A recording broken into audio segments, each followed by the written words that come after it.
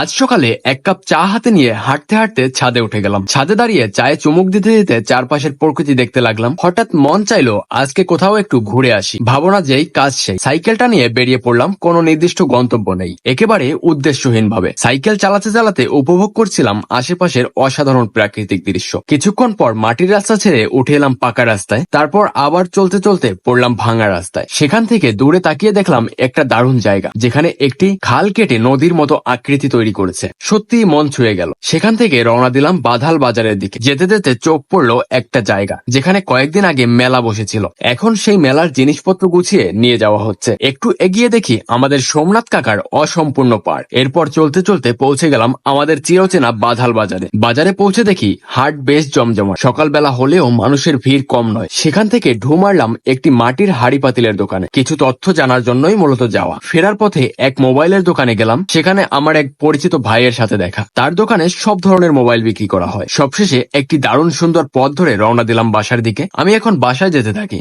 আপনারা লাইক এবং সাবস্ক্রাইব করে দিন।